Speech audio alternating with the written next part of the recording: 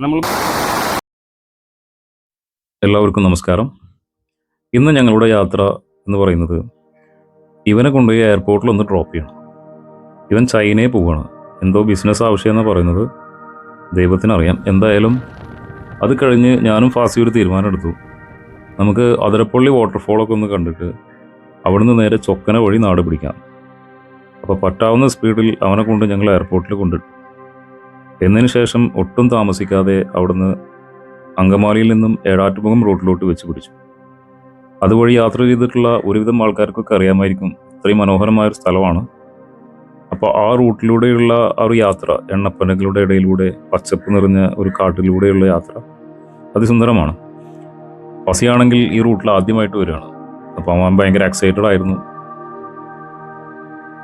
പിന്നെ സ്ഥിരമായി ഇതിലൂടെ പോകുമ്പോൾ നമ്മൾ കാണാറുള്ള ഏഴാറ്റുമുഖത്തെ കുറച്ച് ആനകൾ ഇത്തവണ അവിടെ ഉണ്ടായിരുന്നു. ഒരുപാട് ഉള്ളിലായിരുന്നു നിൽപ്പുണ്ടായിരുന്നത്. ഒരു ആന അവിടെ കിടന്ന് വിശ്രമിക്കുകയായിരുന്നു. ഒരെണ്ണം നിൽപ്പുണ്ടായിരുന്നു. ഒരെണ്ണം കുറച്ച് അപ്പുറത്താണ്. തീരെ നമുക്ക് ഫുട്ടേജസ് കിട്ടുമായിരുന്നില്ല. എങ്കിലും പറ്റാവുന്ന രീതിയിൽ ചെറിയൊരു ഫുട്ടേജസ് എടുത്ത് അവിടെ നിന്ന് നേരെ ഇറങ്ങി ഞങ്ങളൊരു ചായ കുടിക്കാൻ തീരുമാനിച്ചു. അപ്പോൾ അവിടെ തൊട്ടടുത്തുള്ള ഒരു ചായക്കടയിൽ നിന്ന് നല്ല ചൂട് ചായയൊക്കെ പിടിച്ച് കുറച്ച് നേരം കുറച്ച് കത്തിവർത്താനൊക്കെ പറഞ്ഞ് അതിരപ്പള്ളി വാട്ടർഫോളിൻ്റെ അവിടേക്ക് നേരെ വിട്ടു. അപ്പോൾ എല്ലാ പ്രാവശ്യത്തെ മൺസൂൺ കാലഘട്ടത്തിലുള്ള പോലെ തന്നെ ഇത്തവണയും അതിരപ്പള്ളി വാട്ടർഫോൾ അതിമനോഹരമായി കുത്തി ഒഴുകുന്നുണ്ടായിരുന്നു. സാധാരണയായി ഇതുവഴി പോകുന്ന എല്ലാ യാത്രക്കാരും വാട്ടർഫോൾസിൻ്റെ വ്യൂ കണ്ടു നിൽക്കുന്ന അതേ ഇടത്തിൽ നിന്നുകൊണ്ട് തന്നെ ഞങ്ങൾ കുറച്ചു നേരം ഇതിൻ്റെ ഫുട്ടേജസ് പകർത്തി. എന്നതിന് ശേഷം ഞങ്ങൾ ഇതിൻ്റെ താഴോട്ടുള്ള വഴി തേടി. അപ്പോൾ എല്ലാ വർഷവും ഇതിൻ്റെ താഴോട്ട് പോയിട്ട് അവിടെ നിന്നുകൊണ്ടുള്ള ഒരു വ്യൂ കണ്ടു നിൽക്കാറുണ്ട്. അത് ഇതിലും മനോഹരമാണെന്ന് എനിക്ക് തോന്നിയിട്ടുണ്ട്. അതുകൊണ്ട് തന്നെ ആ ഒരു വഴിയിലോട്ട് ഞങ്ങൾ യാത്ര തിരിച്ചു. അങ്ങോട്ടുള്ള യാത്ര ഒരുപാട് വഴിയിലൂടെ നമുക്ക് അങ്ങോട്ട് എത്തിച്ചേരാം. എങ്കിലും ഞങ്ങൾ സാധാരണയായിട്ട് ഈ ഒരു റൂട്ടാണ് തിരഞ്ഞെടുക്കാറ്. ഇവിടെ മറ്റൊരു പ്രത്യേകതയും കൂടിയുണ്ട്. ഇവിടെ ചെന്ന് കഴിഞ്ഞാൽ നിങ്ങൾക്ക് അതിമനോഹരമായ ഒരു ഹട്ട് കാണാൻ സാധിക്കും. ഒരു വലിയ മാവിൻ്റെ മുകളിൽ കംപ്ലീറ്റ്ലി ഇരുമ്പ് കൊണ്ട് നിർമ്മിച്ച അതിമനോഹരമായ ഒരു ഹട്ട്. മുൻപ് എല്ലായ്പ്പോഴും ഇവിടെ എത്തുമ്പോൾ ഇവിടുത്തെ ചേട്ടൻ നമ്മളോട് നന്നായി കോർപ്പറേറ്റ് ചെയ്യാറുണ്ട്. ഇവിടെ ഗസ്റ്റുകൾ ആരും ഇല്ല എന്നുണ്ടെങ്കിൽ അതിൻ്റെ മുകളിൽ കയറാനുള്ള ഒരു അനുവാദം നൽകാറുണ്ട്. ഇത്തവണയും പതിവ് പോലെ അത് അദ്ദേഹം തെറ്റിച്ചിട്ടില്ല. അതിന് മുകളിൽ കയറാനുള്ള ഒരു അനുവാദം അദ്ദേഹം നൽകിയിട്ടുണ്ട്. പിന്നെ മുൻപില്ലാത്തൊരു കാര്യം, ഇവിടെ കിലോമീറ്ററോളം ഫെൻസിങ് ചെയ്തിട്ടുണ്ട് ഡിപ്പാർട്ട്മെൻറ്റ്. അതുകൊണ്ട് തന്നെ പഴയതുപോലെ നമുക്ക് വെള്ളത്തിലിറങ്ങാൻ ഒട്ടും സാധിക്കില്ല. അപ്പോൾ ഈ ഹട്ടിൻ്റെ ഡീറ്റെയിൽസ് ഞാൻ വഴിയെ പറയുന്നുണ്ട്. എന്തായാലും നമുക്കതിൻ്റെ മുകളിലൊന്ന് കയറി നോക്കാം. ഞങ്ങളിവിടെ എത്തിയപ്പോൾ തന്നെ ഫോറസ്റ്റിൻ്റെ 2 സ്റ്റാഫ് അവിടെ ഉണ്ടായിരുന്നു. അപ്പോൾ നിങ്ങൾ ആരും അതിക്രമിച്ചിട്ട് ഇവിടെ വന്നിട്ട് വെള്ളത്തിലിറങ്ങാൻ ശ്രമിക്കരുത്. സിഗ്നൽ വന്നിട്ടുണ്ട്, കയറണം. മാത്രമല്ല അടിയിൽ ശക്തമായ ഒഴുക്കാണ്. അത് സ്വയം അപകടം വിളിച്ചു വരുത്തുന്നതായിരിക്കും. ഇവിടെ വരുന്നവരെല്ലാവരും തന്നെ ഒരിക്കലെങ്കിലും കണ്ടിരിക്കേണ്ട ഒരു സ്ഥലമാണ്. കാരണം അത്രയും മനോഹരമാണ് ഇവിടെ നിന്നുള്ള ഒരു വെള്ളച്ചാട്ടത്തിൻ്റെ കാഴ്ചയും അതുപോലെ തന്നെ ഈ ഹട്ടും.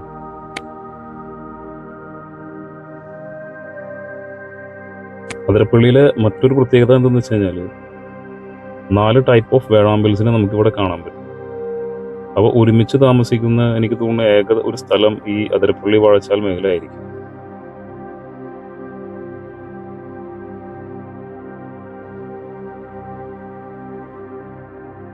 ബസ് അങ്ങോട്ട് മേലേക്ക് എത്തി. ഞാൻ എന്തായാലും മേലേക്ക് കയറട്ടെ. ചെറിയൊരു മഴയും ചാറുന്നുണ്ട്.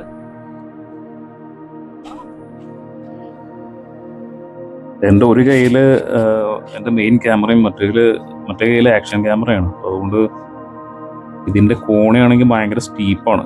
പിടിച്ച് കയറാൻ ചെറിയൊരു ബുദ്ധിമുട്ടുണ്ട്. എന്തായാലും ഇതിൻ്റെ മുകളിലേക്ക് ഏറെക്കുറെ എത്താനായി. ഏകദേശം ഒരു 30 അടിയെങ്കിലും ഉയരത്തിലായിരിക്കും ഈ ഒരു ഹട്ട് നിൽക്കുന്നുണ്ടാകുന്നത്. നമ്മൾ മുകളിലെത്തി. ഫസി എന്തൊക്കെയോ ഷൂട്ട് ചെയ്യുന്നുണ്ട്. ഇതാണ് ഈ ഹട്ടിൽ നിന്നുകൊണ്ടുള്ള അതിരപ്പള്ളി വാട്ടർഫോൾസിൻ്റെ വ്യൂ. എങ്ങനെയുണ്ട്? കൊള്ളാം അല്ലേ? ഒരു ചെറിയ ചാറ്റൽ മഴ പെയ്യുന്നുണ്ട്. അപ്പോൾ ഇതിൻ്റെ ഒരു ചെറിയ ഭാഗം ഞാനൊന്ന് ഷൂട്ട് ചെയ്യട്ടെ.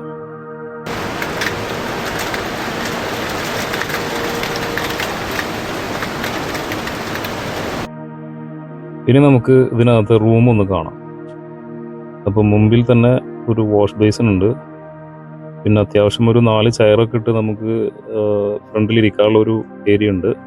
അതിനോടൊപ്പം തന്നെ ആദ്യം ടോയ്ലറ്റാണ്, അത്യാവശ്യം നീറ്റാണ്. പിന്നെ ഇതിനകത്ത് നെക്സ്റ്റ് റൂമിലേക്ക് കടക്കാം. റൂം രണ്ട് കട്ടിലുണ്ട്. അപ്പോൾ ആദ്യത്തെ കട്ടിൽ 2 പേർക്കും, രണ്ടാമത്തേതിൽ ഒരു 3 പേർക്കും അത്യാവശ്യം സൗകര്യത്തോടു കൂടി കിടക്കാൻ പറ്റും. അത് മാത്രമല്ല, ഒരു 5 പേരിൽ കൂടുതലുണ്ടെങ്കിൽ നമുക്ക് ഒരു എക്സ്ട്രാ ബെഡ് അവർ തരുന്നുണ്ട്. അപ്പോൾ അത് മഴയില്ലാത്തൊരു സീസൺ ആണെന്നുണ്ടെങ്കിൽ നമുക്കത് പുറത്തിട്ടുകൊണ്ട് അവിടെ ഒരു 8 പേർക്ക് വരെ താമസിക്കാൻ പറ്റും.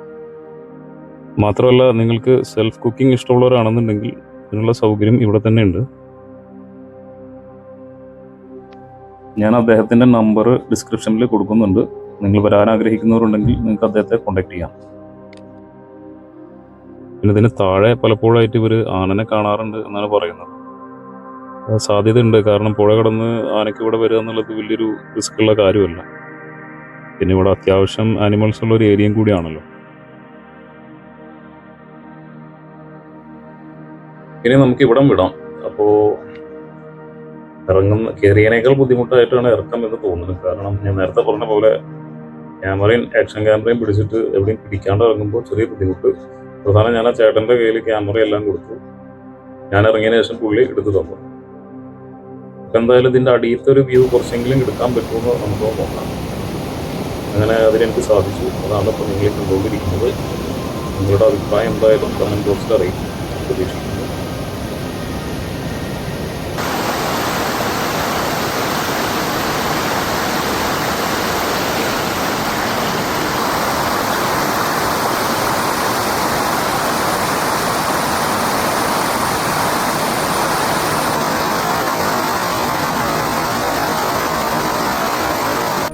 അങ്ങനെ വാട്ടർഫോൾസിൻ്റെ ഭംഗിയെല്ലാം ആസ്വദിച്ചതിന് ശേഷം ഞങ്ങളുടെ യാത്ര നേരെ ചൊക്കന റൂട്ടിലേക്ക് തിരിച്ചു. ചൊക്കനയെക്കുറിച്ച് പറയുകയാണെങ്കിൽ ഒരു 80കളിലെ കേരളം. അവിടെ പോയിട്ടുള്ള ഒട്ടുമിക്ക ആളുകൾക്കും ഫീൽ ചെയ്തിട്ടുണ്ടാവുക അങ്ങനെ തന്നെ ആയിരിക്കും. അത്ര മനോഹരമായ ഒരു ഗ്രാമം. ഇനി നേരെ എന്തെങ്കിലും കഴിക്കണം, നല്ല വിശപ്പുണ്ട്. അപ്പോൾ ഫുഡിനായി ചിന്മിനി വരുമ്പോഴൊക്കെ ഞാൻ പോകുന്ന ഒരു ഏക ഹോട്ടൽ എന്ന് പറയുന്നത് രാഹുലേട്ടൻ്റെ കടയാണ്. ശരിക്കും അതിൻ്റെ പേര് മാമൻ്റെ കട എന്നാണ്. ഇവിടുത്തെ ഊണിനെ കുറിച്ച് പറയുകയാണെങ്കിൽ തൃശ്ശൂരിലെ പല പ്രമുഖ ഹോട്ടലുകളിൽ നിന്നും നമ്മൾ ഊണ് കഴിച്ചിട്ടുണ്ട്. ഇത്ര രുചിയോട് കൂടിയിട്ടുള്ള ഒരു ഊണ് മറ്റെവിടെ നിന്നും ഞാൻ കഴിച്ചിട്ടില്ല എന്ന് ഉറപ്പ് പറയേണ്ടിയിരിക്കും. അത്രയ്ക്ക് രുചിയാണ് ഇവിടുത്തെ ഊണിന്. ചിലപ്പോഴൊക്കെ ഈ ഊണ് കഴിക്കുന്നതിന് വേണ്ടി മാത്രം ഞാനും എൻ്റെ സുഹൃത്തുക്കളും അവിടെ എത്തിപ്പെടാറുണ്ട്. നിങ്ങളൊരു ചിന്മിനി ചൊക്കന യാത്ര പ്ലാൻ ചെയ്യുന്നുണ്ടെങ്കിൽ തീർച്ചയായും പോയിരിക്കേണ്ട ഒരു ഹോട്ടലാണ് ഈ മാമൻ്റെ കട എന്ന് പറയുന്നത്. ഞാൻ അദ്ദേഹത്തിൻ്റെ നമ്പർ എൻ്റെ ഡിസ്ക്രിപ്ഷനിൽ കൊടുക്കുന്നുണ്ട്. മുൻകൂട്ടി അദ്ദേഹത്തെ നിങ്ങൾ വിളിച്ചു പറയുകയാണെങ്കിൽ നിങ്ങൾക്കുള്ള ആഹാരം അദ്ദേഹം പ്രിപ്പയർ ചെയ്ത് വെക്കുന്നതായിരിക്കും. നിങ്ങളെല്ലാവരും ഈ ടേബിളിൽ കാണുന്നത് പോലെ അത്രയ്ക്കധികം വിഭവങ്ങളോട് കൂടിയുള്ള ഒരു ഊണാണ് നമുക്കിവിടെ ലഭിക്കുക. എന്തായാലും എല്ലാവരും അത് എക്സ്പീരിയൻസ് ചെയ്യുമെന്ന് ഞാൻ പ്രതീക്ഷിക്കുന്നു. അങ്ങനെ ഊണൊക്കെ കഴിച്ചതിന് ശേഷം ഞങ്ങൾ തിരിച്ച് നേരെ മലമ്പതി ഭാഗത്തേക്ക് ഒന്ന് പോകാൻ തീരുമാനിച്ചു. ചൊക്കന എന്ന ഗ്രാമം കണ്ടിട്ടുള്ള ഒട്ടുമിക്ക ആളുകളും കണ്ടിട്ടുള്ള ഒരു സ്ഥലമായിരിക്കും മലമ്പതി.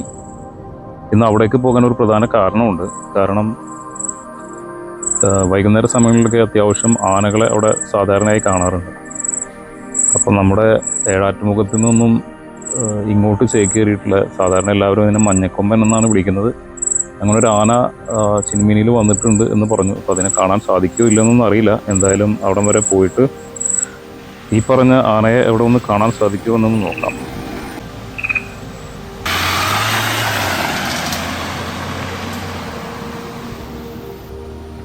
നിങ്ങളിപ്പോൾ ഈ കാണുന്ന ഒരു പാലത്തിന് ഏകദേശം 1 നൂറ്റാണ്ടിന് മുകളിൽ പഴക്കമുണ്ട്. ഇതിൻ്റെ 100ാം വാർഷികത്തിന് യാദൃശ്ചികമായി എനിക്ക് അവിടെ എത്തിപ്പെടാൻ സാധിച്ചു. അപ്പോൾ അവിടുത്തെ നാട്ടുകാർ അന്ന് ചെറിയൊരു പ്രോഗ്രാമൊക്കെ അവിടെ സംഘടിപ്പിച്ചിട്ടുണ്ടായിരുന്നു.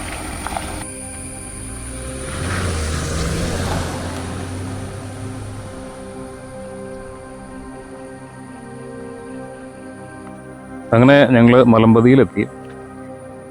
എത്തിയപ്പോൾ ഭാഗ്യവശാൽ അങ്ങ് ദൂരെ, അതായത് കാട്ടിൽ നിന്നും കുറച്ച് ആനകൾ മെല്ലെ മെല്ലെ താഴോട്ട് ഇറങ്ങി വരുന്നുണ്ടായിരുന്നു. നിങ്ങൾക്ക് വീഡിയോയിൽ കാണാം, ഒരുപാട് അകലെയാണ്. അപ്പോൾ നമുക്ക് അങ്ങോട്ട് കയറാനുള്ള പെർമിഷൻ ഇല്ല. മുൻകാലങ്ങളിലൊക്കെ ഇവിടെ നമുക്ക് കയറാമായിരുന്നു. ഇപ്പോൾ കുറച്ച് വർഷങ്ങളായിട്ട് അവർ ഫെൻസിങ് ഒക്കെ ചെയ്തിട്ട് അതിനെ ബ്ലോക്ക് ചെയ്തിരിക്കുകയാണ്. അപ്പോൾ സമയം ഏറെക്കുറെ 4:15 ആയിട്ടുണ്ട്. ചെറിയൊരു ചാറ്റൽ മഴയൊക്കെ പെയ്യുന്നുണ്ട്. മൊത്തത്തിലൊരു 5-8 ആനകളെ ഞങ്ങൾക്ക് ഇവിടെ എണ്ണിയെടുക്കാൻ സാധിച്ചു. അതിൽ 2 കുട്ടികളും 2 തള്ളാരും ബാക്കി കുറച്ച് പിടിയാനകളും, അതിലൊപ്പം നമ്മൾ തേടി വന്ന ആ ഒരു മഞ്ഞക്കൊമ്പൻ എന്ന് വിളിക്കുന്ന ആന ഈ കൂട്ടത്തിലുണ്ട്. നിങ്ങളിപ്പോൾ വീഡിയോയിൽ കാണുന്നത് ആ ഒരു ആനയാണ്. പുള്ളിക്കാരൻ ഏഴാറ്റുമുഖത്ത് നിന്ന് ഇപ്പോൾ ചിന്മിനിയിൽ എത്തിയിട്ടുണ്ട്. അപ്പോൾ ഇതോടുകൂടി ഇന്നത്തെ ഞങ്ങളുടെ യാത്ര ഇവിടെ അവസാനിക്കുകയാണ്. എൻ്റെ വീഡിയോ കണ്ട എല്ലാവർക്കും നന്ദി. നിങ്ങളുടെ വിലയേറിയ അഭിപ്രായങ്ങൾ കമൻറ്റ് ബോക്സിൽ അറിയിക്കുക. അപ്പോൾ അടുത്തൊരു വീഡിയോയുമായി പിന്നീട് ഒരിക്കൽ കാണാം. See you.